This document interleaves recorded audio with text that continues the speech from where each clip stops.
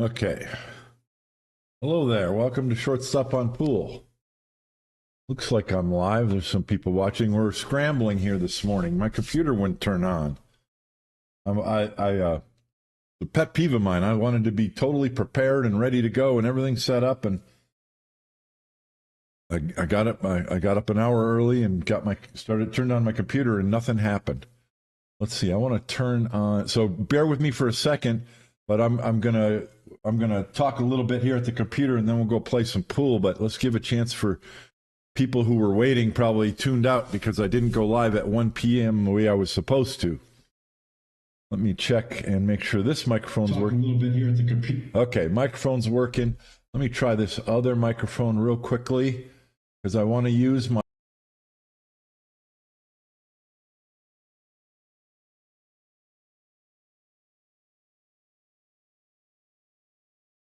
Test. There we go. So now I'm on this wireless lapel microphone. I want to use that because I'm going to be playing at the table. So hopefully you can hear me just fine on that microphone. Test. There we go. Okay, good. All right. Welcome to Rack of the Week, number 216. This is the first time we're doing this. By the way, wish me a happy birthday. It's my birthday today, and I'm only 39. No, I'm 63 years old. Still playing pool. This is the first time we're ever doing a live stream for the Rack of the Week. I got to look at the camera that is over here. Let me move my microphone out of the frame. All right. Up until now, every single Rack of the Week has been me talking about a single rack of straight pool. Sometimes I show a couple racks, but most of them have been me running a rack of straight pool. There's been a good deal of them where I'll look at a pro running a rack of straight pool. And then I talk about what they're doing. And I come up with like a theme for each one. So there's a theme of the week, and we talk about that feature of that rack of the week. And so hopefully that's a lesson where you can learn something. Hey, thank you. And so today we're doing something completely different. I'm doing a live stream, and I'm going to go play a rack of straight pool, and I might do a second one. But this is going to be a little bit different because I might miss a shot. I might misplay position. The rack might not open well. We don't know. So that's the difference. When I do all of my rack of the weeks up until now, I've gone through a whole bunch of racks and picked one out, a successful rack where the player makes it all the way through the rack. And so we're getting a narrow view. We're only seeing successful racks. And that's a good thing. You can learn great things about straight pool by looking at that. But not every rack teaches a great lesson. Some of them are more mundane, and a lot of them we fail at. And that's the nature of straight pool. That's not a criticism of anyone. You know, Jason Shaw has run over 700 balls twice. He's the only person that has 2 video recorded runs, authentic runs, over 700 balls. And yet, both of those runs ended. One of them he scratched, one of them he missed. And those are his best runs. He has hundreds of runs where he never got over 100. A bunch of runs where he didn't get into the second rack or didn't get into the third rack. That's the nature of straight pool. It's the hardest game there is if you're trying to run a lot of balls. And so I think there's lessons to be learned in those things too. And I've always struggled. I want to try and show that, and I didn't know how. So I think this might be a way how. I'm going to run one rack of straight pool. I'm going to set up a break shot, and I'm going to talk about it. I'm going to kind of talk about it from more of a beginner's perspective, but I'm going to go look at the chat like every other shot. So I don't want to dismiss anyone, and I want to encourage you. I don't have my light on here. My face is a little bit dark. I want to encourage you to ask questions. That's what this is for. Now, this is not going to be an hour, 2-hour long session, which I do sometimes. This is just going to be one rack, so it won't be too long, probably less than a half hour. And, okay, there we go. Now my light came on. All right. But I'll check the chat every shot or two. So if there's questions about anything I'm doing, type them in the chat, and I'm going to go look at the chat and talk to them. But we're not going to run through this rack quickly. I'm going to talk about a whole bunch of stuff, and who knows what I'm going to talk about. And you can see my book on the table. I'm going to refer to my book and kind of do a little self-promotion there. A little shameless self-promotion. So if you don't know that, I wrote a book on straight pulling. It's been about 4 years ago. And I'm not sure, I've talked to my co-author, David Sheasley. He's up in Colorado, and I hope that he's live. I've been scrambling this morning because my computer weren't turned on. I wanted to check with him. Maybe I'll text him and see. David, if you're here, sound off in the chat. So if you have questions, David can answer too. And then I believe Chris, little Chris has a YouTube channel, Chris Sherrier. And he is an aspiring straight pool 100-ball runner. He's run into the 80s, I believe, and real knowledgeable about straight pool, and his knowledge is growing every day. So you can ask him questions as well, I believe, that he's there. Sound off if you guys are here and you hear me. Let's see. I'm going to text David, see if he's...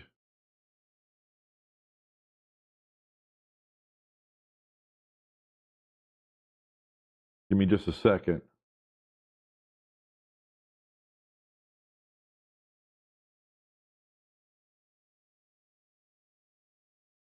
All right, let's go play some pool.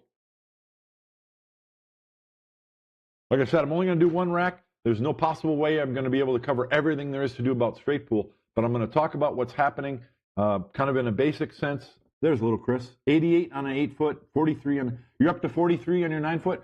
Chris just got a 9-foot diamond, so it's a new experience as far as his home table, and he's shooting for a new record run on his diamond, and let's all wish him luck. Okay, David Sheasley is here. David is my co-author on my straight pool book. Let me show that on the screen because I'm going to refer to that a couple times. So you can get this on my website, shortstoponpool.com, but it's called The Shortstop on Straight Pool. It's a thick book, and it comes with a lot of videos too. So this book is designed for people who already know how to play pool, but they're newer to straight pool. So it gives you a roadmap. It says a practical guide to your first 100-ball run.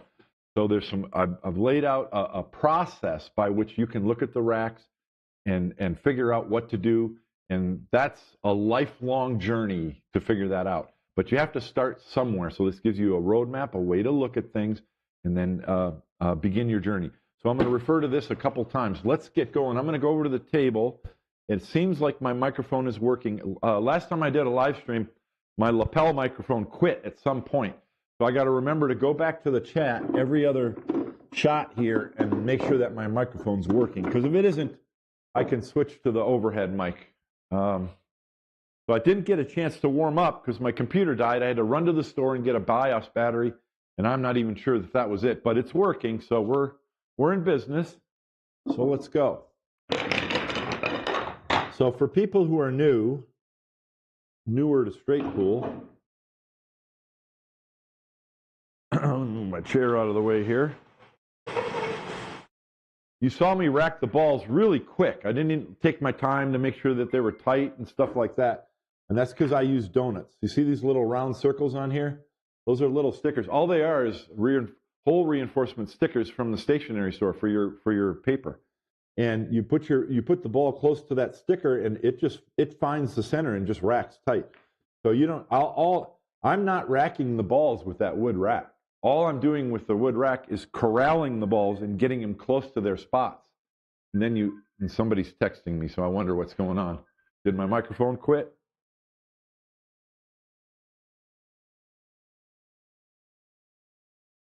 Chris, I'm live. What are you doing? Hello? Hello?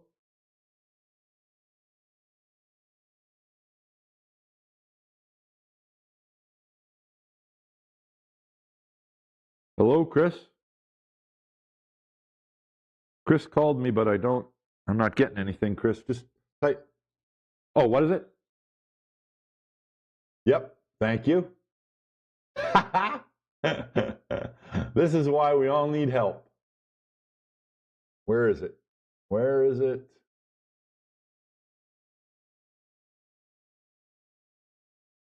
Thank you, Chris. See? I knew something like that would happen. So I was talking about the little donuts. But these donuts make it easy to rack because you just get the ball near the donut and it falls into place and the balls all roll together. So when I rack the balls with that wood rack, I'm not racking them with the wood rack. The rack just corrals them and gets them close to their donuts, and they just fall right into place. So that's kind of new to pool, and especially to straight pool, and it kind of changes the game because you get a perfect rack every time. So that's one thing that I'm doing. Where do I want to put my book? I'll put it over here. So I'm going to shoot a break shot. So for those of you who aren't familiar with straight pool, I'm setting up my own break shot. That means I'm taking the ball off the top of the rack and putting it to the side, and then I'm just putting the cue ball wherever I want. So I'm going to pocket the ball and then open these balls so I can get more shots. The game of straight pool, when you're playing in a tournament against an opponent, you start with all 15 balls racked tight, and then the cue ball's up here, and you shoot a safety shot like one pocket or snooker. You start every game with a safety.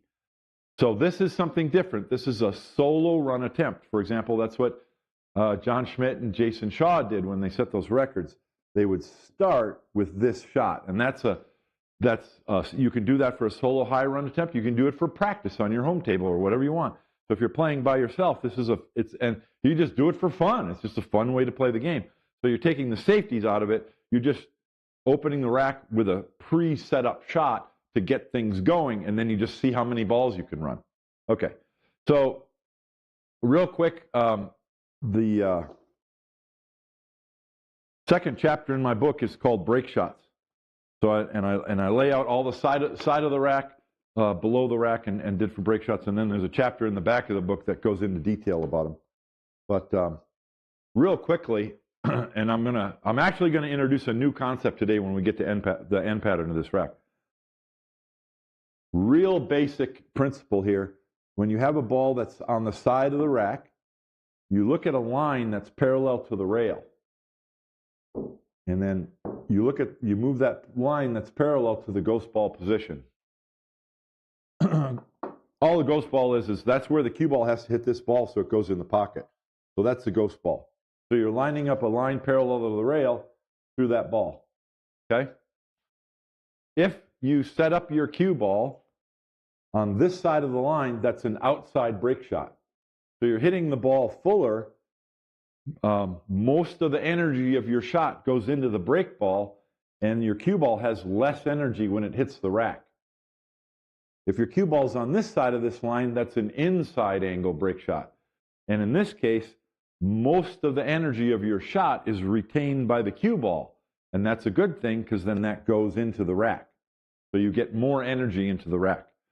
The downside is that when your cue ball's on this side, it's harder to see the pocket, and it's a harder shot.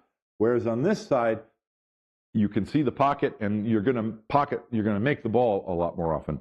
So there's no right or wrong one. Either one works, but you gotta practice each one and learn to do it with the cue ball.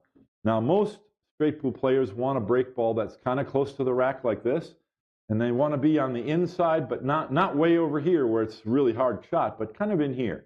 And that's plenty of angle where you can get lots of energy into the rack. With modern equipment, things are changing, and a lot of straight pool players are preferring a break shot that's farther from the rack. And in this case, you're going to have a sliding cue ball, but you're going to be able to get more, your cue ball is going to have more topspin acting when it gets to the rack. What we want is the cue ball to go to the bottom rail and out. So this is a standard type of break shot, and in future racks of the weeks, I might talk in more detail about other ones. But if you can imagine, when the cue ball hits the rack here, which direction are the balls going to go? They're going to go that way, right? Because you're hitting this side. Now there can be some caroms where this ball caroms off this ball and comes this way, but they won't come this way with a lot of speed. Most of the balls that come loose will go that way with some speed. Typically, you'll see these two balls going that way, and you'll see the 2 ball and the 3 ball go this way and up near the side pocket. So what we're trying to do with this break shot is we want the cue ball to hit the side of the rack, come to the bottom rail and side rail up here, because the 2 ball and the 3 ball are going to come over here in front of the side pocket. I'm also going to be pushing balls over towards that corner. So if my cue ball can come out past the rack, I might have a shot in that corner pocket too. And then a lot of times one of these balls might come up here and I'll get a shot there. So we're not, this isn't like a game of 8-ball or 9-ball where you're just hitting them as hard as you can and hoping you get a shot. We're hitting it with some technique where we can't predict where the balls are going to go, but we have an idea where they should go. So if we can get the cue ball to this spot or around into the center of the table, then we have a higher chance of having a follow-up shot. Okay, and I haven't warmed up today, so hopefully I can run a rack. Let's see if I can do it. So in the beginning, when you start playing straight pool, don't go to the left and right of the, try to spin the cue ball. You do want to use top spin, but I'm going to stay on the vertical center axis of the cue ball, but with top spin. So let's see how this works. And again, I'm not hitting it with a lot of speed, probably half. In a scale of 1 to 10, this will be a 5. Let's see if I can make it.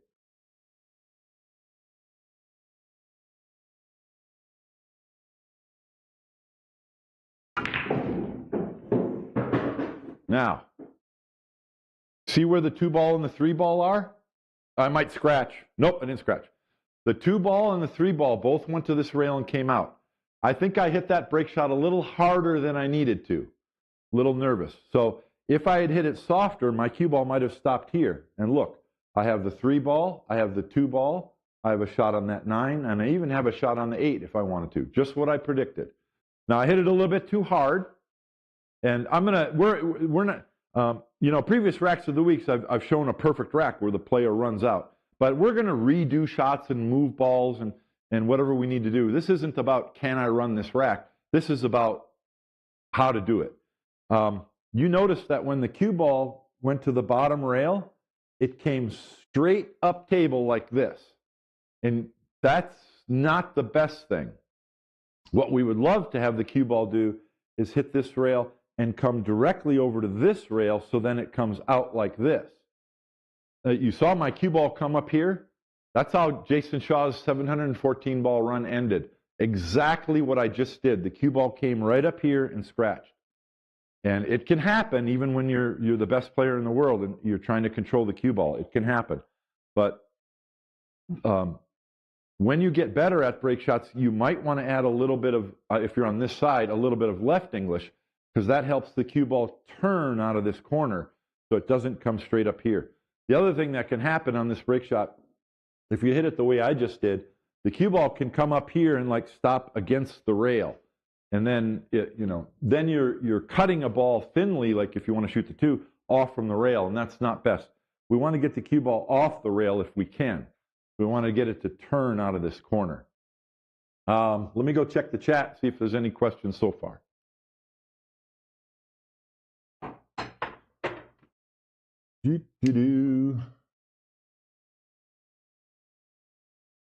Yeah. Okay. Let's continue. Now, my cue ball stopped up here. And from up here, I don't have a shot on the 2. I do have a shot on the 9. So in all likelihood, I mean, it's tough when you're elevated over the corner of the pocket and all that, but I could probably make the 9. And if I was playing, trying to set my own run or playing in a tournament, I would definitely pocket the 9 ball and just leave the cue ball, just pocket the 9 and get a shot on the 8-14 combo, because that's or 14-8 combo, because that's pretty easy. But I want to demonstrate a couple of other things.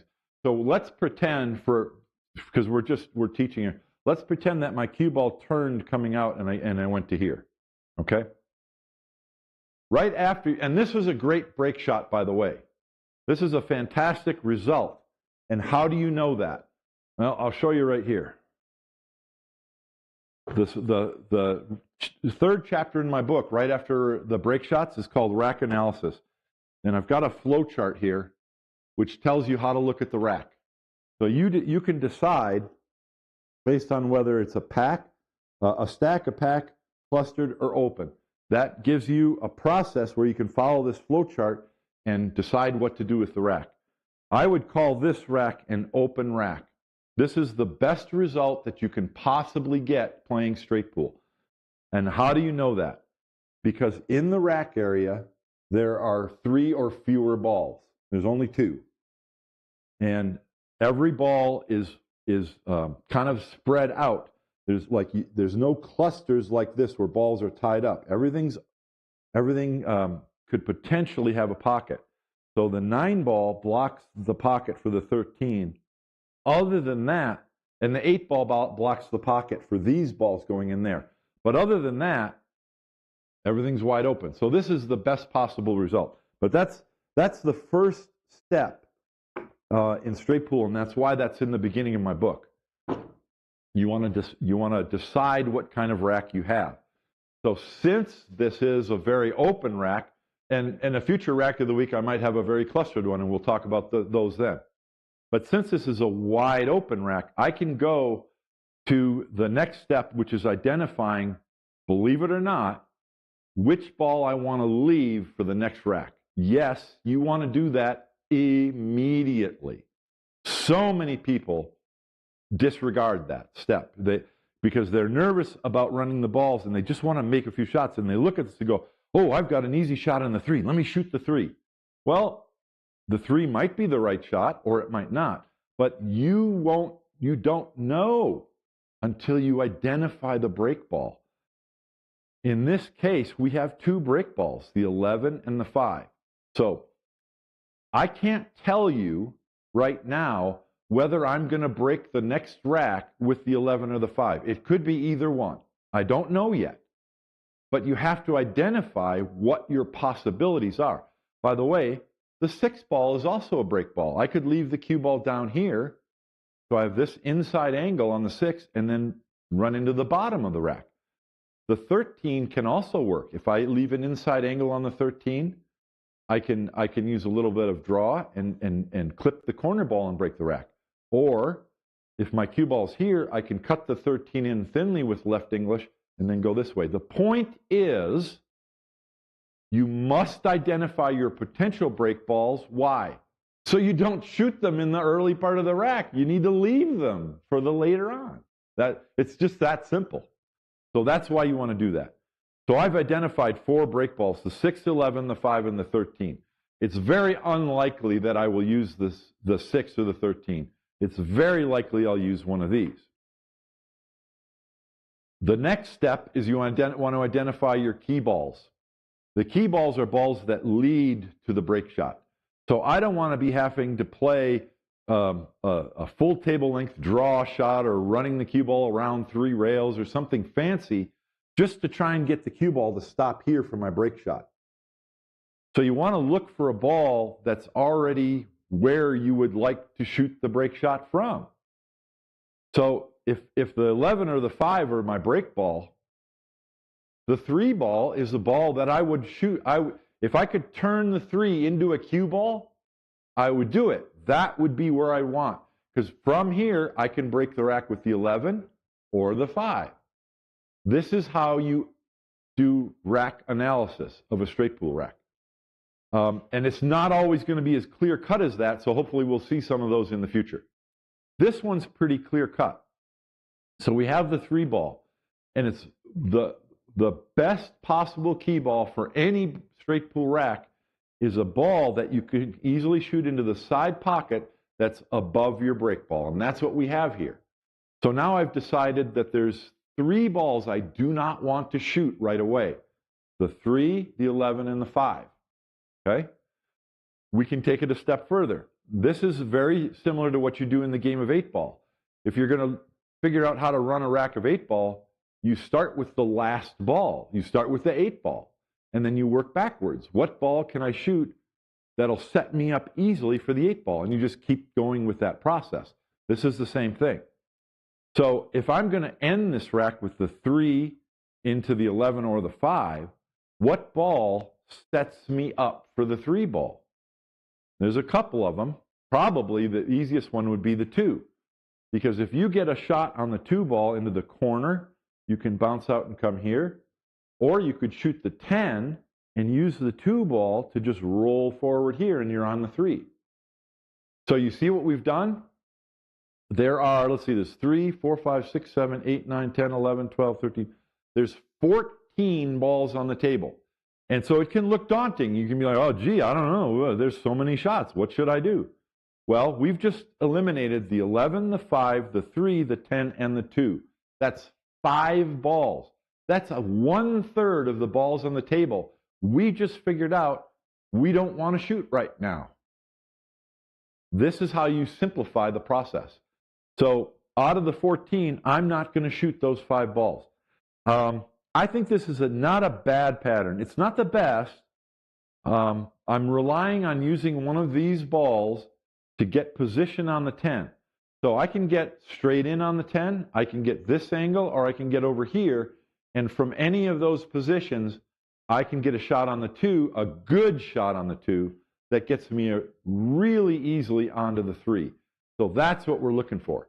So, because I've done that rack, and by the way, that rack analysis that I just did, once you get accustomed to doing it, it'll take you no more than 30 seconds, probably less. So just look at the rack and say, okay, I'm going to do this. All right.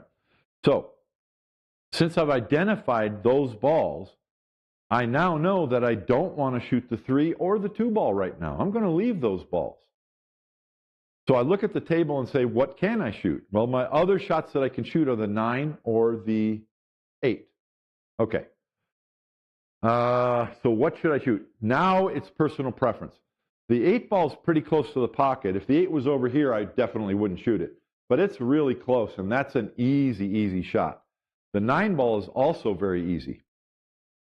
The next principle of rack analysis is to identify your trouble balls. And because this is a wide open table, I don't have very many.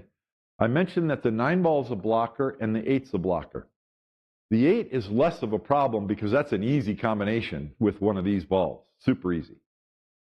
The 9 ball is a little bit harder, and then the 3 and the 7 are a little bit tied up because I can't get a shot on the, well, maybe I can make the 4 ball if I'm over here, but we want to be able to really control the cue ball well, and it's going to be hard to predict where the cue ball is going to go. So in this instance, I might want to do something to tap these balls open. Now, that doesn't mean smashing them hard. Just the gentlest of taps will move one of those balls an inch or two. That's it. That's all you need. And then they'll be open.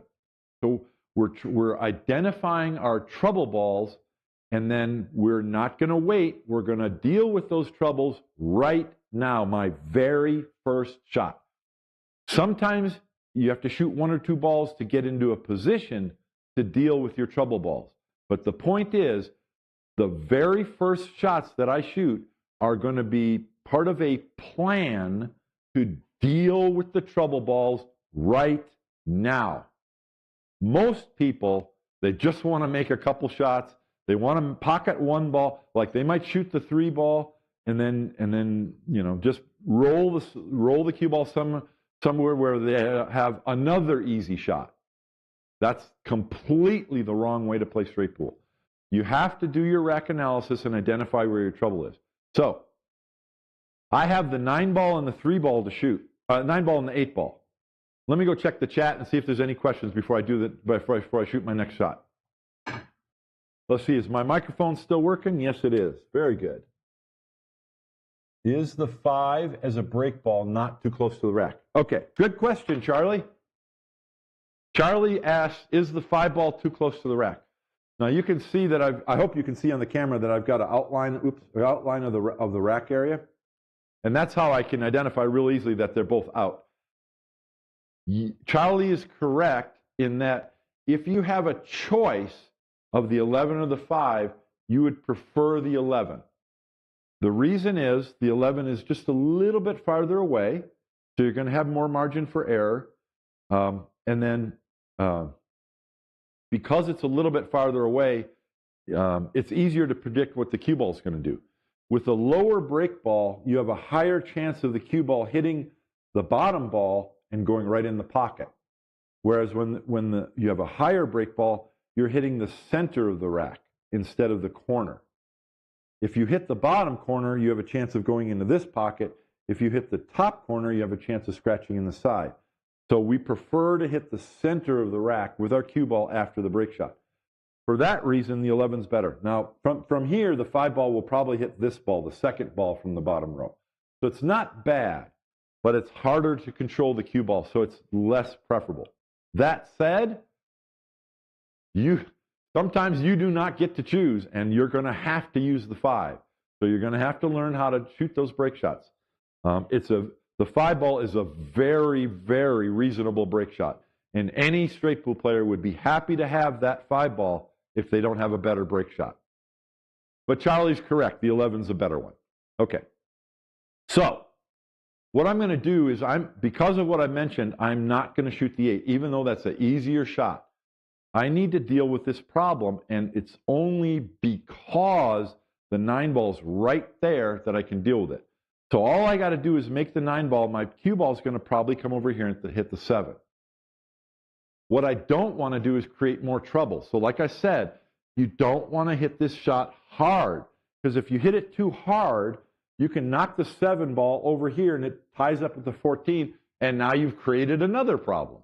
So straight pool is unique among pool games in that you're constantly running into the balls. You have to do it on the initial break shot, and then it's very likely you're going to have to run into more balls 2 or 3 or 4 or even 5 times in order to get through a rack. And that's not true of any other pool game. But you're doing it in a way, in a safe manner. So as I said, here I want to hit it softly. I don't want the 7 way over here. I just want the 7 to do this. That's it. Look, now they're both completely open to the pocket. So you're not just crashing into balls. You're doing it with deliberation and purpose in a specific way. And so what makes straight pool so challenging is that I think I can pocket the 9 and bump the 7 over here. But is that actually what's going to happen when I shoot the shot? Maybe not. We don't know. That's what makes it so fun. And so if it doesn't work out, then I have to reevaluate and have a new plan. Enough talk. The only other thing I want to be careful of is this. I think that I can pocket the 9 and bump the 7 over here. If I'm successful, the cue ball should be sitting right here, and the 4 ball is my next shot, the easiest shot in the world, right? But it doesn't always work out that way. Sometimes you might shoot the 9, and the cue ball hits the 7, and then the cue ball rolls right over here behind the 5, and I can't shoot the 4. And I have to shoot the 2 ball elevated over the 5, or something crazy. So this is why we seek minimal cue ball movement, and we want to shoot the balls with control. So I think by shooting this with good control and a nice soft touch, I'm not going to have anything crazy happen. I don't want to tie up the 7, and I want the cue ball to remain in the open. So let's see if I can do that. This looks really easy. I hope I can do it.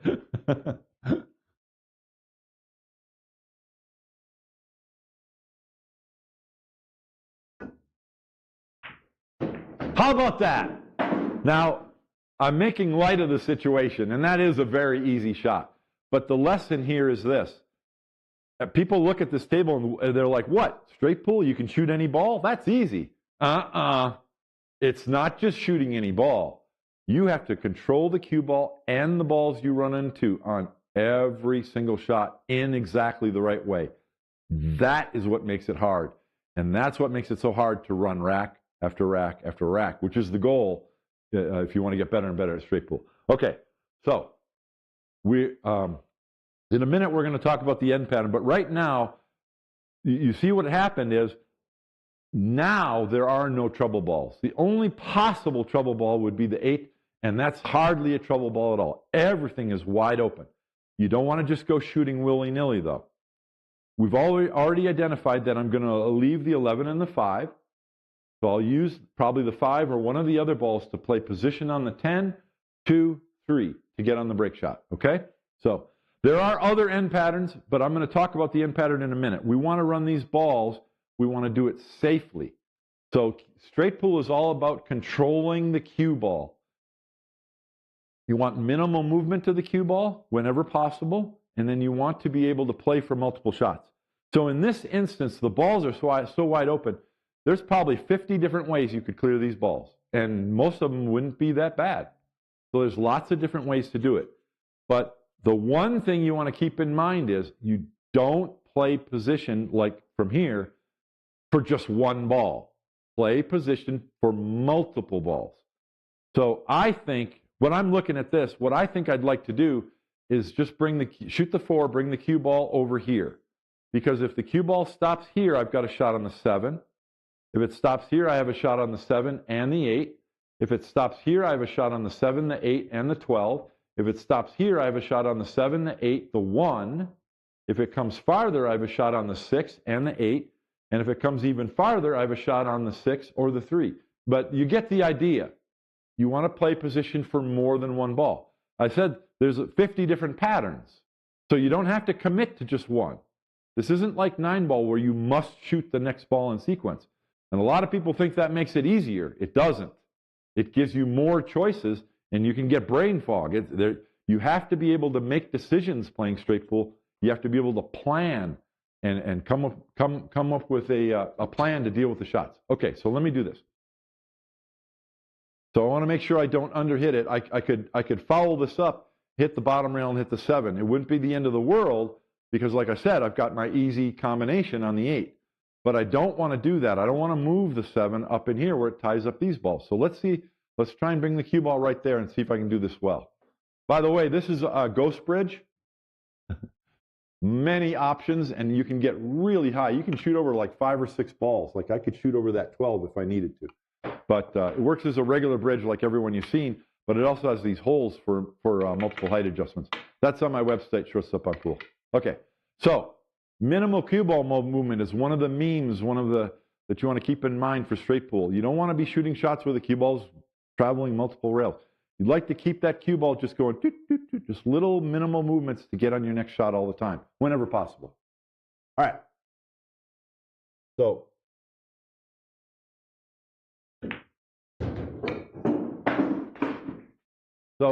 you can look at what I just did and say, oh my God, straight pool's so easy. How hard was that?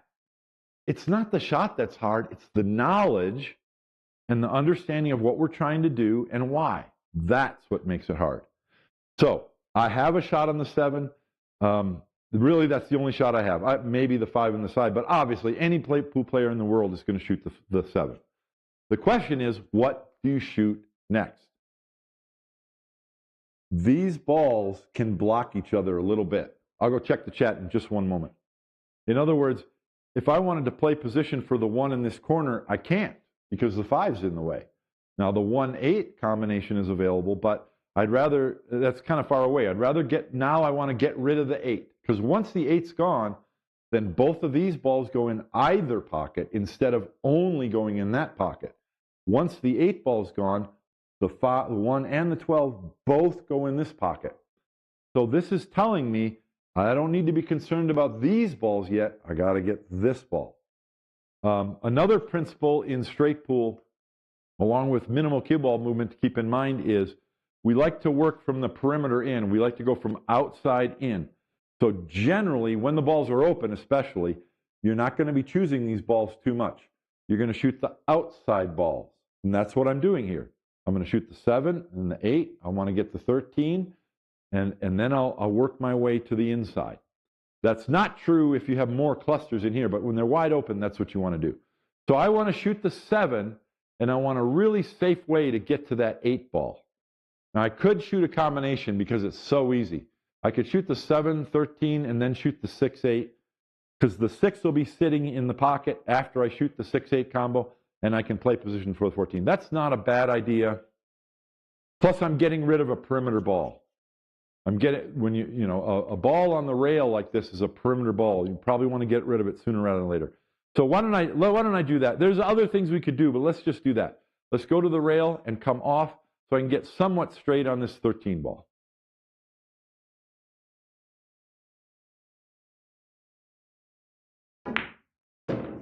Not too bad. Came a little bit far up here, but I know I'm 6'4", but a lot of you, I'm extraordinarily tall. Most of you are a reasonable height. And if that's the case, you don't want to play position here because you can't reach it. So this is probably very good position for 95% of pool players out there. You want to keep that in mind. You don't want to have to be stretching for easy shots. So now, before I shoot the 13, I'm going to come look. Because I don't want my cue ball here when I shoot the 6-8 combination. That means my cue ball is going to run into the 14, and who knows what's going to happen. We want everything to be tightly under control. So I want to be straight in or below straight in. So all I have to do is tap the 8 ball in, and I'll have the 6 or 14 next. So you can only tell that by walking over here and looking. Another meme, along with minimal cue ball movement and the other things I mentioned, is use your feet. That's how you play good straight pool, is to use your feet. All right.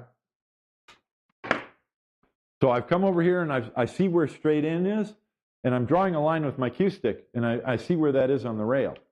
So when I shoot the 13, my cue ball is going to hit the rail above that spot, and I just a little bit above center, and my cue ball will come off the rail and roll past that line. So I have the angle I want on the 6.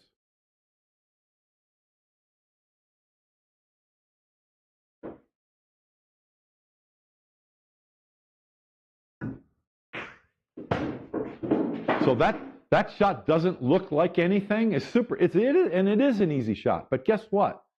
If you're playing someone straight pool and they shoot the 13 and they shoot a stop shot and the cue ball does this and then they want to shoot the 6-8, you know you have the advantage in knowledge, and that's what straight pool's about. Now, from here, if my cue ball stopped here, I would shoot the 8 because then I could shoot either the one this way. But that's not the plan we came up with. Okay. Now, my cue ball came down a little bit far. I'm not going to have a shot on the 13, right? The 6-8 combination is super easy, but my cue ball is going to go this way. What if I think I'm going to shoot the 6 next? What if I make the combination and the 6 ball stops right here on the rail and my cue ball rolls over here on this rail? Oops, now I don't have a shot on the 6. You have to be thinking about these contingencies when you're playing straight pool.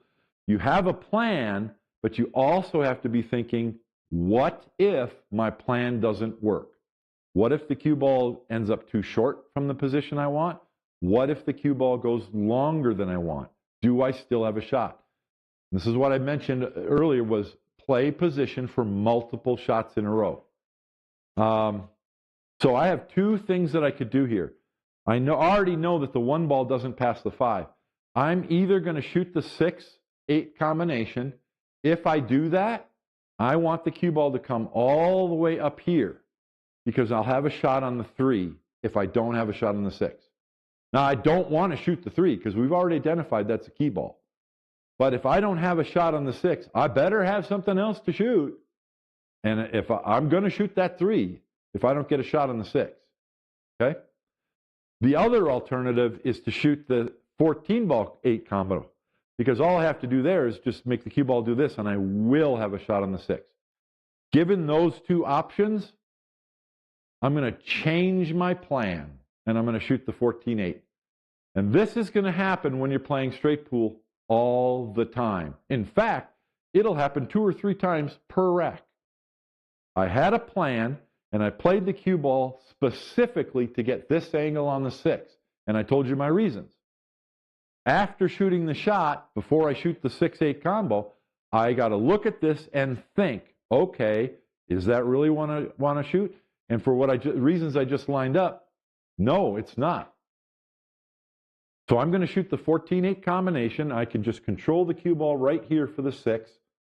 I think that the cue ball, or the 14 ball, is going to come up here. And it might come off the rail a little bit. So I'm betting on shooting the 6 next. But if I hit this badly, the 14 ball could hit the 8, make it, and then stop right here and block my shot on the 6. Now that might not be the end of the world because the 6-8 combo won't be very hard. But you got to be thinking about, what if I shoot my shot and it goes to one side of what I want or to the other side I want? You've always got to be thinking about that. So since I'm aware of that possibility, and this is such an easy combination, I'm really going to be making sure that I don't hit the 8 ball full. I want to hit it on the left side so the 14 gets away from the pocket. Okay, so I've sighted that shot.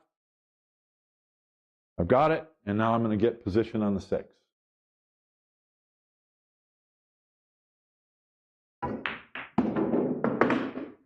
Now, I like the fact that happened, because I've got a shot on the 6, just like I wanted, but the 14 didn't do what I want, and I lost my break ball. Oh, no.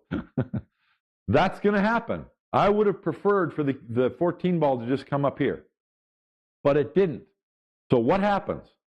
Whenever things move that you had planned on, you have to change your plan. I just got done saying, you're going to change your plan 2 or 3 times every rack. It happens all the time. But if you don't have a plan, you're just going to be completely lost. You have to have a plan before you're able to revise your plan. Okay? So, what do? You do the same thing you did after the break shot, rack analysis. What's my break ball? Well, I've got 2, the 5 and the 14. Okay? So before I shoot the 6, what do? Go look at your plan. Look at your break shot. Okay. I could break the rack with the 14, and it's a high break ball, and I'm hitting the top of the rack. Or I could break the rack with the 5. What's my key ball? We're doing the same thing we did after the opening break shot. Break ball, key ball, trouble balls. It's the same process. But I have to reevaluate because my plan changed because I bumped the 11. Okay. The 3 ball, being a ball into the side pocket, still works as a key ball. It's bet I couldn't break the rack with the 5, with the 14, but I can still use the 3, and I'll have to draw back or something to get over here to shoot the 14. I could shoot a stop shot on the 3 and have a good angle on the 5 ball for a break shot. So that part of my plan still works, so I don't have to be too concerned. So now I'm going to shoot the 6, obviously, but where do you send the cue ball from here? You can do 2 things. You can just shoot it in and come up here for the 12. When you do that, you want to say to yourself, what if I hit it too short? What if I hit it too long? If I hit it too short, I'm going to be here. And that means I'm going to want to shoot the 1 in the side, or, well, I really have a tough shot on the 11. What you can do is say, okay, I don't want to play position here. Play position over here. Because now if I come too short, I will have a shot on the 11 in the side, an easy shot. And if I come too far, then I'll have a shot on the 3 ball. So you want to be thinking about those contingencies. The other thing I could do, I already know that both the 12 and the 11 go in that pocket. So I could shoot the 6 ball and bounce over this way and come over here. And if that doesn't work out, I've got the 2 ball and the 3 ball. So you're always playing position for more than 1 ball. I very much prefer to shoot the 12 or the 1 next and not the 3 or the 2. But you have to have a fallback position if your position doesn't work. Now, I'm going to choose this route, and that's because we prefer minimal cue ball movement. Now, I just talked about, in order to get the cue ball here to shoot the 12 ball next, I could go to the bottom rail and come up. But if I do that, then my cue ball is coming off the bottom rail in this angle. And like I said, it doesn't have to go where I want. I might hit it bad, and the cue ball comes right up here and freezes behind the 11. I don't have a shot. This is why straight pool is the hardest game there is. You have to think of all these contingencies. So, I'm playing position for the 12, but I already said I don't want to play position here. I want to play position here so that I have other options if I don't land on the 12 well. Because of that, I'm not going to play position to the bottom rail and straight up. I'm going to go to the bottom rail and the side rail and up, because that gets my cue ball over here instead of here. You see how much more challenging straight pool is than rotation and other games? It's actually very similar to 8-ball. So I just looked at it and I picked my spot on the rail here. So in this case, yeah, maybe a little bit of left English, but not too much. But let's see if I can get over there.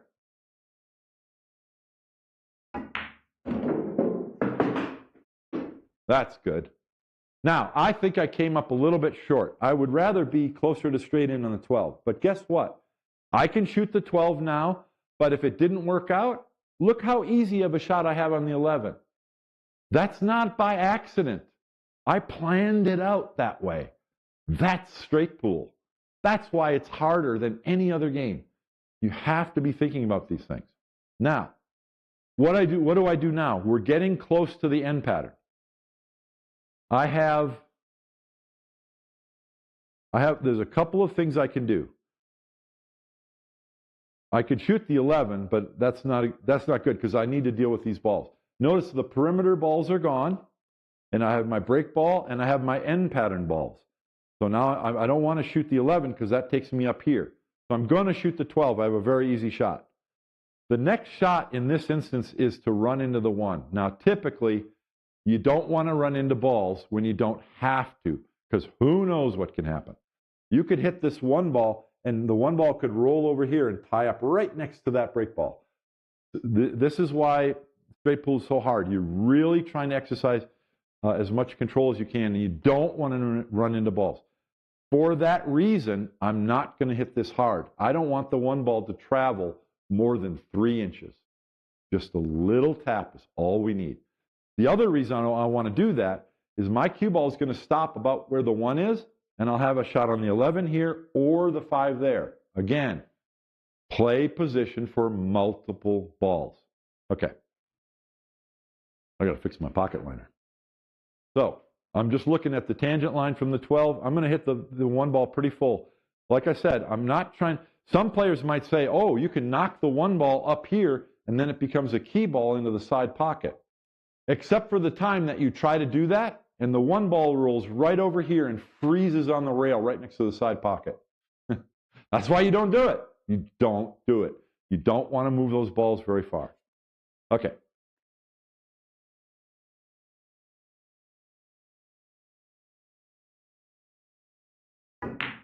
That's it. That's plenty. That's even farther than I wanted to move it. Okay.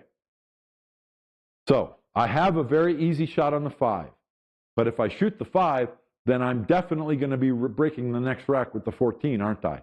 That's not the end of the world. That's okay. So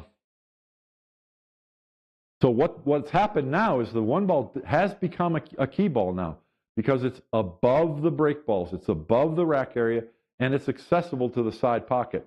It's also accessible to the corner. So there's a new end pattern here. If I get shaped like I mentioned on the 10, I can use the 2 to get on the 3, and if I can get straight in on the 3, then I have a stop shot, then I'm straight in on the 1, and guess what? Bada bing, I'm on my break ball. So, again, our plan is changing, and that's how it goes. But you can't change your plan if you don't have a plan in the first place to change. That's why we make our plan, because it helps us identify what balls are where to do what and how we're going to play them. And then we're able to revise it if necessary. So I do have a shot on the 5. That means I have to use the 14 as a break ball. What other choices do I have? I don't know until I do this. Use my feet. Okay? So if I come over here, I have a very easy shot on the 11. I don't want to play a lot of position. I want minimal cue ball movement. That means I can shoot the 11 and then look at this. Bing, I'm right on my 1 ball. Okay. How does that? Is that a reasonable shot? It's not too bad. It'd be nice if the 5 ball wasn't there, because now we have a close to a stop shot pattern. And as you get better at this, you're going to identify these quicker. So look at this. Stop shot on the 11, stop shot on the 1, stop shot on the 10, roll forward on the 2, stop shot on the 3. We're on our break ball. See how that works? But the 5 ball's there, so I don't have that pattern. But I have something close to it, because I can go 5, 1, then use the 14 to get on the 10, and then 2, get on the 3, break the rack with the 5. So there's another end pattern. And let's do that one. I think it's pretty reasonable. The shot that I don't like is the 14 to the 10. Now, if you're looking at a game of 9 ball, that's the most mundane and routine thing in the world. But it's not so with straight pool, because I have to get correct on the K2 ball, the 2 ball, to get correct on the 3. We don't want our cue ball flying all around. I don't want to get an angle on the 14 that requires me to draw the rail and spin up here to get on the 10. No, that's no good.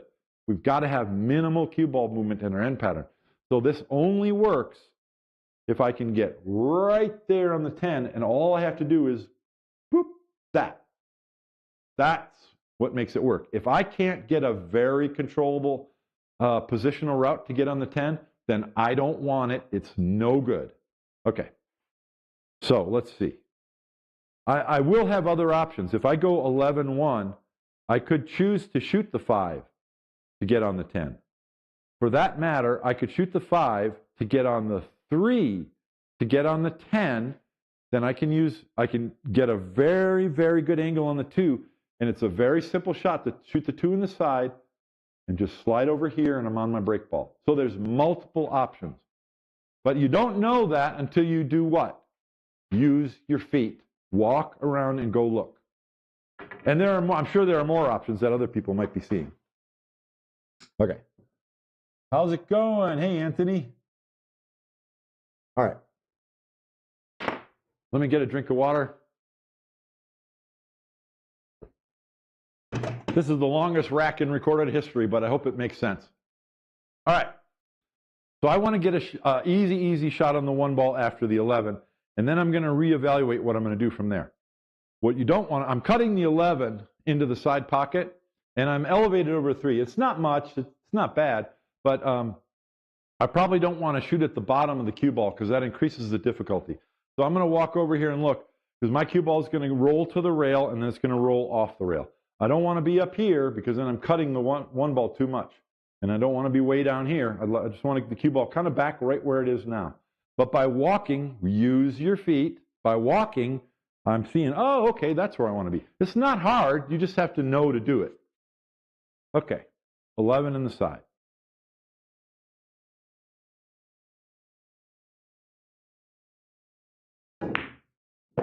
How'd I do? I did okay. I'm cutting the 1 ball to the right, to my right, just a hair. That's not bad. So I do have the 2 options I mentioned. I can shoot the 1 ball and then shoot the 5, and I would bring the cue ball up here for the 3. That's a terrible end pattern because if I get too much angle on the 3, I got a hard time getting on the 10. And if I get too much angle this way, I have a hard time. So it's not very controllable. I really like this one because I'm very close to the 14, and I can just do this with the cue ball. I can go, boop, that's it. Minimal cue ball movement, and I'm getting a good angle. I would love to be just a little bit inside the 14.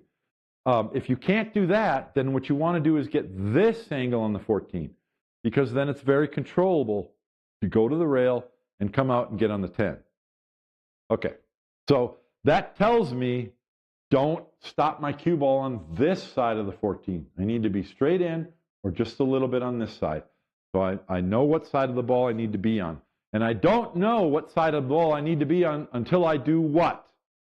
Use your feet. Walk over and look. The position and the shots that I'm demonstrating here, they're really easy, aren't they? They're super simple, aren't they? It's not difficult at all, but that's not the point, is it? And I hope you're understanding that.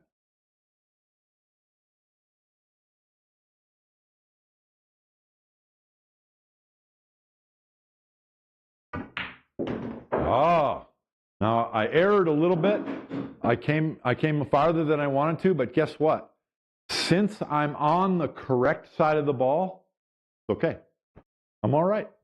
Now I'm just going to go to the rail and come out here.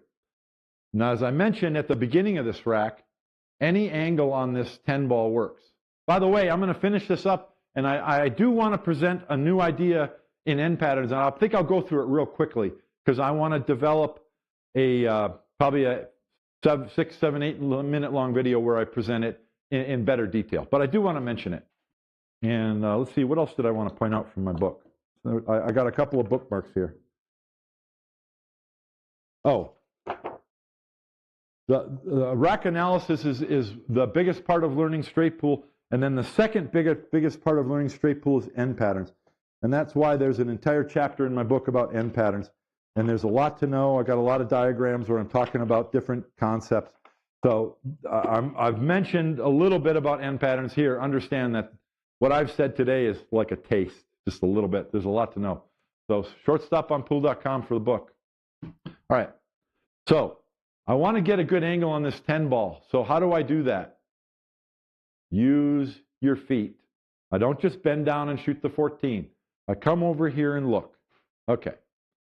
If I have this angle, I can control the cue ball easily to get on the 2. If I'm straight, that'll be good. if I get this angle, it's very easy to pocket the 10, roll to the rail, and come out here just right on the 2 ball. So any angle will work. I don't want to be too far away, and I don't want too much angle, and I don't want to end up shooting the 10 while I'm elevated over the 3. Okay? So, and this is a delicate shot. I got to hit this pretty soft. So now that I've done that, I know where to go. I'm going to use a little bit of right English here.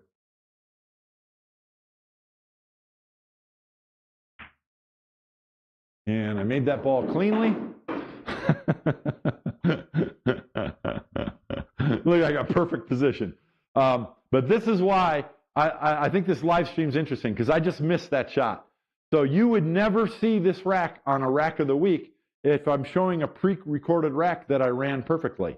That's why I want to do these live streams, because things are going to happen like that. And I think that's more educational. As it is, I got straight in. So before I shoot the 10, use your feet.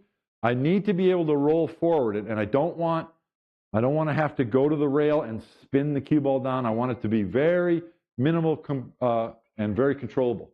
I just heard a notification. Let me make sure everything's working before I shoot this. Oh, yeah, I think it's going all right. Oh, Chisholm's saying something? No. Okay. We're all good. Let's get there and wrap it up. All right. So I got to use my feet.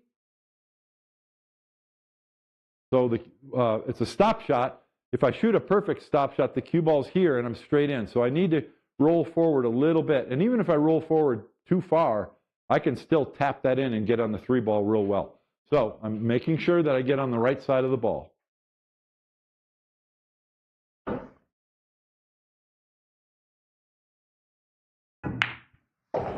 Oop, I didn't roll forward as much as I wanted, but I'm still good. So before I shoot the 2, use your feet. I want to get straight in. This isn't the best key ball. If you want to shoot a ball into the side pocket, I've talked about this in other rack of the weeks, but I want this shot from this side, right? How do you find your K2? You go diagonally, you follow that line. I want my K2 ball over here. So it would have been preferable if there was a ball here or on the rail. That would have been the perfect K2 ball, because then you shoot it and you're automatically already on your key ball. So this one's a very good key ball as well, because it's I'm just doing this. Imagine if the 2 ball was right here and the cue ball was here. Now I have to shoot it, and I have to send the cue ball off 2 rails and try and get the speed right to land here. This is why we talk about minimal cue ball movement. I'm going to get the cue ball where I need it from this shot way more often than trying to go 2 rails and come around. This is why we try to find these patterns with the cue balls traveling as little as possible.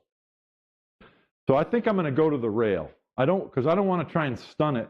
If I go follow to the rail here and come off, I'll still be a little bit close to the rail, but I'll be able to shoot at the bottom of the cue ball. So I'm looking at the line to the pocket to the 3 is way over here. So if I hit the rail here with the cue ball and then come off, I'm going to be right where I want to be. That's not as good. If my cue ball had stopped here, then I can just tap it in and just roll the cue ball over here. That would have been better, much better. Okay, here we go.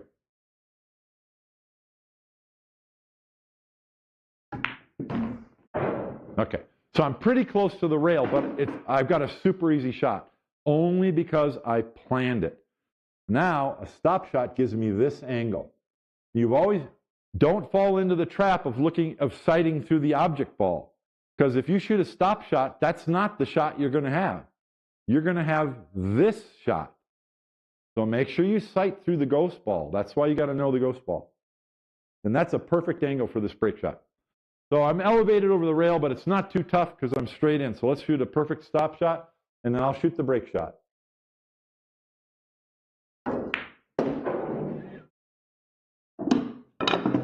Other than that miss on the 14, which is unforgivable, that was a pretty straightforward and easy rack, but I hope that the things I talk about make sense and are helpful. All right. So we now have my second choice of break ball. We have the less desirable break ball. But because we were thinking and planning, things worked out. So from here, I'm just going to shoot the break shot only. And then I'm going to talk about end patterns, and then we're done. What you see a lot of people doing this. What I'm doing is I'm sighting the object ball into the pocket, and I'm putting the joint of my cue 1/2 ball diameter from this ball, because that's the center of the ghost of ball when I pocket this. And then the line of the joint of my cue points at the rack, and it tells me where my cue ball is going to hit the rack. Now, I can't predict it precisely, but I'm going to hit the center. I'm going to hit between the 7 and the 10. So I'm either going to hit the top side of the 10 or the bottom side of the 7. If I was going to hit the center or the bottom of the 10, I would probably use topspin, because I know I can get my cue ball to go to the bottom rail. But since I'm hitting the top of the 10, there might be some caramangles or kisses that make me scratch. So I'm going to shoot below center on this break shot. I'm going to shoot below center, and I'm hoping that my cue ball goes off from the rack to the side rail or comes up here. Now, this time I'm hitting the bottom of the rack. I'm not hitting this, well, I'm kind of hitting the 10, but I'm not coming into the center of the rack. So the 1 and the 9 probably won't move as much. So I'm looking to get a shot into one of the corner pockets if my cue ball can come here or up here. You don't need to hit this as hard as you think, especially with the little donuts for racking.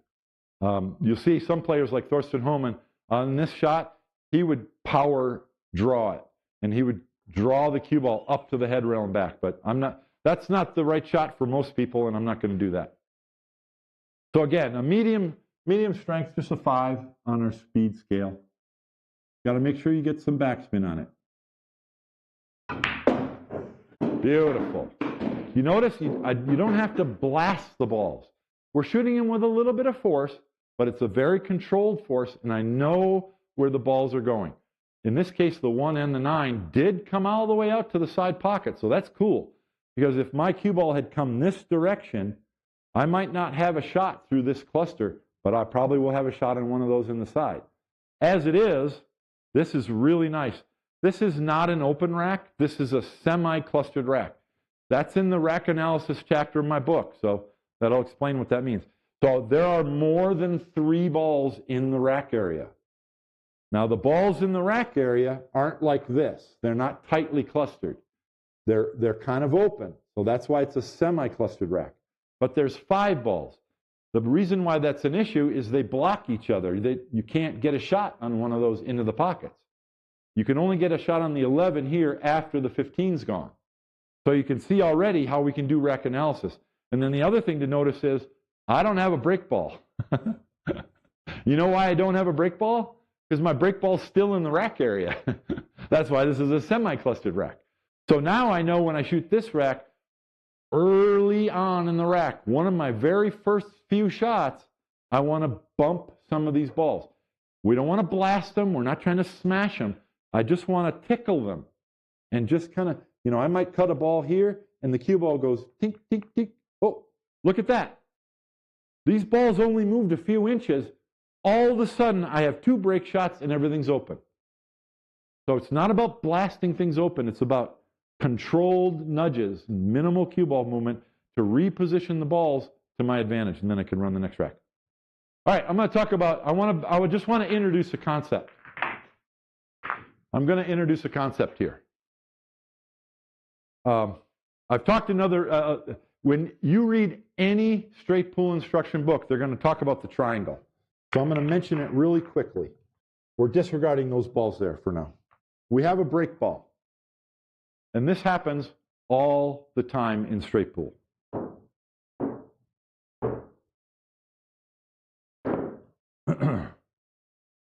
Okay? A player will have this shot. And there's the break ball, right? So this is our key ball. We want to shoot this last. Because if we get a stop shot on this ball, then I have a break shot. Every instructional book on straight pool written to date talks about the triangle. Here's the triangle. See it? So I can shoot a stop shot on the 15, stop shot on the 14, stop shot on the 13, and I'm on my break shot. That's one of the classic straight pool end patterns. And I agree, this is an excellent end pattern. If you can get this end pattern every rack, you might run 700 balls too, because it's that good of an end pattern. It's perfect. No cue ball movement. It's a stop shot, stop shot, stop shot. Okay, now it's a triangle, right? So every straight pool book talks about the triangle. But guess what? Those three balls make a triangle too. And that's a horrible end pattern. Terrible. The triangle is meaningless as far as I'm concerned. The reason why this is a good end pattern is not because they're in a triangle. The reason why it's a good end pattern is because each shot leads naturally to the next shot. The fact that it's a triangle is simply a byproduct of that, but it doesn't determine it. You want to be able to identify balls that lead naturally to the other. I have a new philosophy for end patterns, and I'm going to make a video that I'll probably just copy this and make it. And that is this. Your end patterns can be anywhere from 3 to 7 balls long, but the last 3 are the ones that matter the most, okay? We typically want a ball above the break ball when we can. It's not always present, but when we can, we want this one into the side pocket. If you are dealing with your trouble balls, that means removing balls that are close to the pocket. And then if you're able to deal with the perimeter balls and eliminate those, you're leaving your break ball and a key ball, and you're leaving balls in the center of the table. And what I noticed happens so often is you also end up with a ball inside of the break ball. Okay? Now, the triangle example that I just mentioned, we use this ball to get on this ball. But sometimes this ball is down here. Sometimes it's up here. It doesn't work for that. My philosophy is to stop thinking about the triangle because it doesn't matter. What you want to do is think about this. If you're running the balls correctly, you're getting rid of trouble balls and perimeter balls and up table balls. Almost all the time, at the end of the rack, you're going to end up with these 3 balls. The pivot ball, the rail ball, and the topside ball. Those are the 3 balls. And I don't care what shape they are. They can be in a straight line. That's completely irrelevant. Pivot, rail, top ball. Okay? Your top ball might be up here. Might be over here. It's above the break shot. It's above the break shot. That's your top ball. Your rail ball, that's self-explanatory. It's along the rail. It might be here, might be here, might be here, but it's inside of your break ball. It is the most common option. And then a pivot ball. Your pivot ball is along the center axis of the table. Let me check I got a notification. I want to make sure everything's going well here. Nobody said anything? Yeah, we're all good. Okay.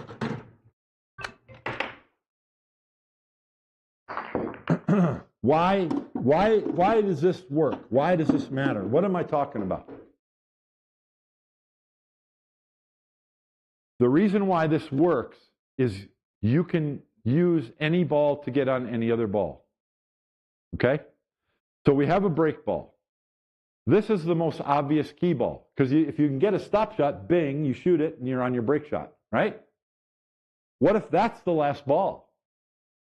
You get an angle, you shoot it, you bounce off the rail, you're on your break shot. What if this one's the last ball? Straight in, draw back. You have this angle, you go 2 rails around, you're on your break shot. You have this angle, you go here, you come out, you're on your break shot. All 3 work as key balls for your break shot. This one's best. This is the best one. This one's second best, this one's third best. But they all work. Why? And then the next step is all 3 of them can be key balls for the other 2. What if your topside ball is up here? Well, you're not going to use that most likely as the key ball for your break shot. But this ball can set you up for this ball. And then you bounce off the rail and you're on this one. Or you can come here, get this angle on the 11, draw back here, and then use this one. And that works wherever this topside ball is. You can use this ball to get on the 3, and then you hit the 3 and come out here and you're on this ball. Or you can play the traditional pattern. You can play this ball to get on the pivot ball and then just slide over here and you're on this ball. What I'm talking about is these do not have to be in a triangle. This rail ball can be here, the pivot ball can be here, it can be up here, it can be here, this ball can be here or here or here or here or here. You need to identify rail, pivot, top ball. Those are the 3 balls that you can run in multiple patterns. What you don't want for an end pattern is this and this and this. Because you don't have a pivot ball, you don't have a rail ball, and you don't have a topside ball. So if you're thinking about that as you're shooting the rack, then you don't have to leave specific things. As long as you have a pivot ball and a rail ball and a topside ball, you got a way to get there. See, now my pivot ball's in a different place. But I can still pocket the 15, come here, shoot the 3, bounce up here, I'm on my break shot. Or I can shoot the 3 ball, come over here, get an angle on the 15, come out, I'm on this one. Or I can shoot the 3, get on the 13, I have an angle on the 15, bounce out here. Forget about the triangle. It's pivot, topside, rail. The other thing, oops, I dropped my cue ball. The other thing that's good about this is if it so happens that you don't have one of these 3 balls or you have to shoot one, I still have an end pattern. I can shoot the 15, get an angle on the 3, come around, I'm on my break shot. I can shoot the 3, come over here, get an angle on the 15, bounce out for my break shot. Or if I have this angle, I can shoot that way. Or if the cue ball's here, then I shoot the 3, bounce off the rail, have an angle, I'm on my break shot. Okay? What if I don't have a pivot ball? As long as I have these 2, I have an option. I can shoot this one, go to the 2 rails, and I'm straight in on the topside ball. I can have this angle, I can bounce out and get on the topside ball. I can get this angle on the topside ball, stop shot, I have an angle to bounce out here.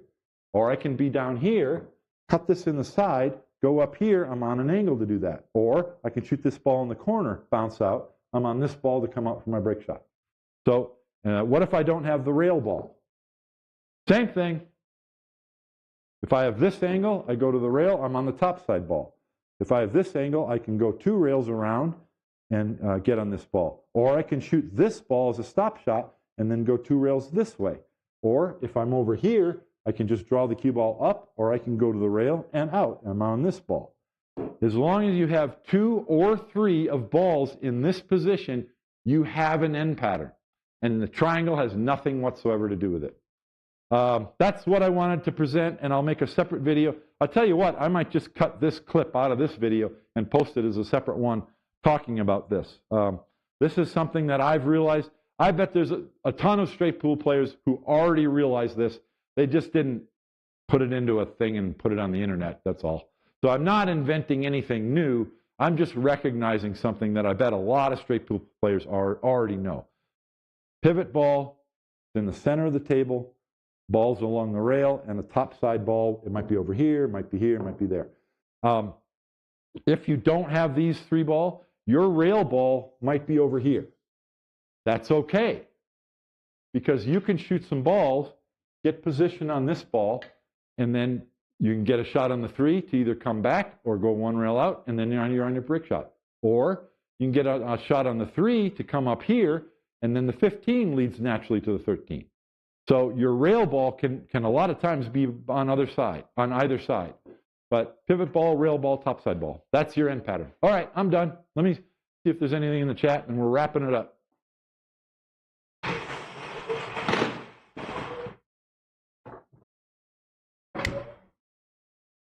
Nope. Everybody's just engrossed in what I've been saying. All right. That's Rack of the Week. This was a completely different one. I'm going to do this again. Next week is going to be another game, 1 pocket or 10 ball or something. I don't know what. And then a week after, we'll do straight pool again. I think I'll do another live stream like this because on the break shot, who knows what's going to happen? And I'm sure there will be racks that I failed to get out. Let's see, Charlie Parker. I plan the end pattern and execute it, and then I miss the break shot. Charlie, yeah, what I recommend for that is you need to practice the break shot separately. In other words, you take 1 hour. I'll go ahead and I'm going to say this real quick. How do you get to where you stop missing the break shot? I can get on the break shot, but then I miss the break shot. Believe me, everyone's been there. How do you fix that? Here's how you fix it. You take a rack of balls and you put your donuts on the table to mark the shot that you keep missing. And then you shoot it.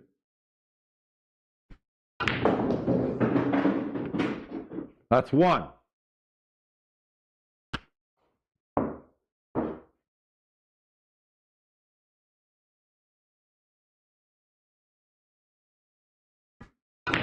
That's two. Notice I'm not shooting it soft. I'm trying to pocket the ball and I'm trying to scratch with some speed.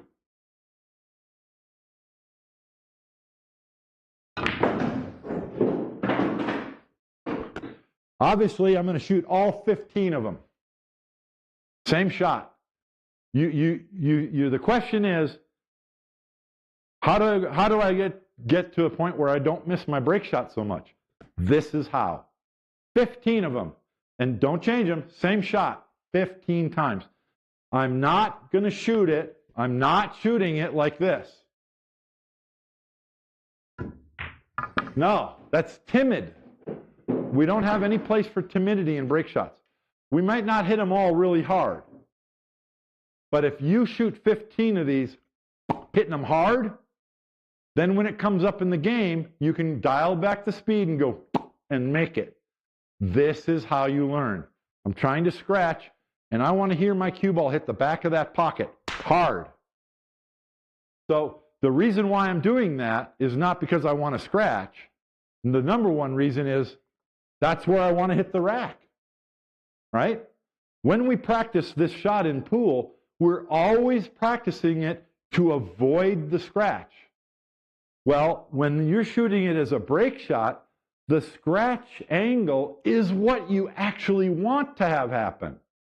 So go ahead and do it. Practice it that way. Try to scratch. Hard.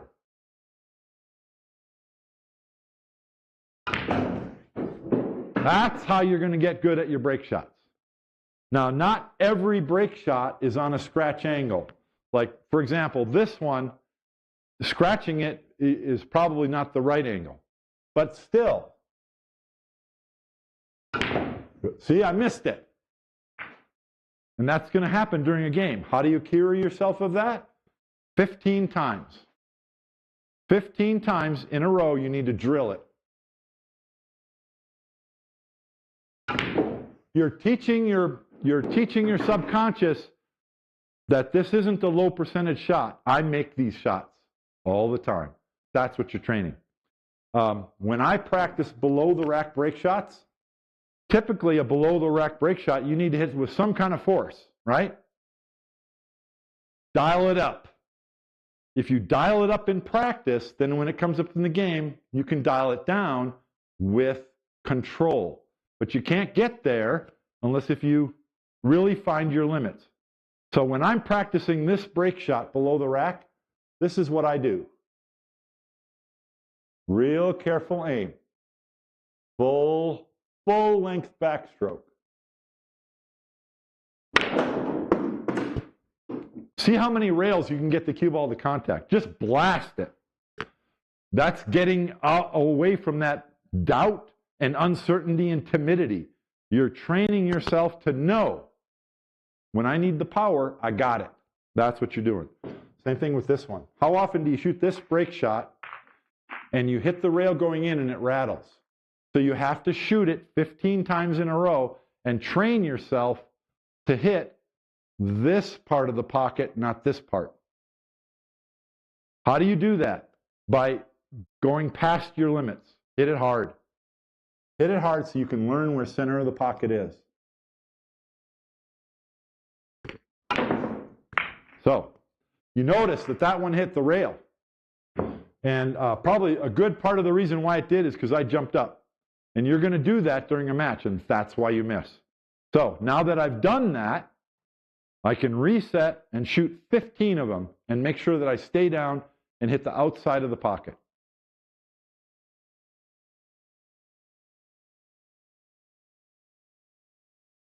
And I did it again. So obviously I need practice on this one. This is one of the hardest break shots because it's so easy to undercut it and it rattles at that speed. It's going to rattle.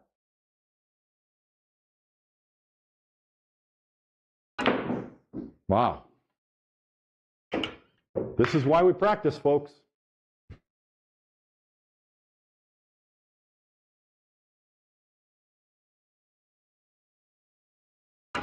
There we go. So if I were practicing, I've made it after missing it 3 times. I don't have it yet. I don't have it until I make it 15 times, all a complete rack of balls. And then when you're done, you take the 15 balls out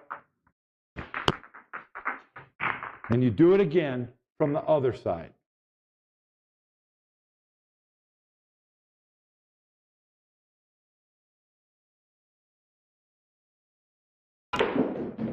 There's no substitute. You want to get to where you don't miss the break shot? I just told you how. And then you can set up so you're going to shoot this one 15 times, right? Now shoot that one 15 times from both sides of the rack. Now shoot that one 15 times, both sides of the rack. Notice there's no rack balls. We're not breaking the balls. We're just getting used to stroking with power and accuracy to make the ball and make the cue ball go where we want. That's how. That's how you're going to do it. All right, man, time for me to go. Let's see. 15 times, thanks. Hey, I'm going to go have a birthday. You guys go to the pool hall and play some pool. And remember, if you're going to play pool, play it straight. And I'll see you next week on Rack of the Week. Thank you for tuning in, everybody. Make sure you hit the like button. Hit like and subscribe. Shortstoponpool.com for my book. See you later. Bye.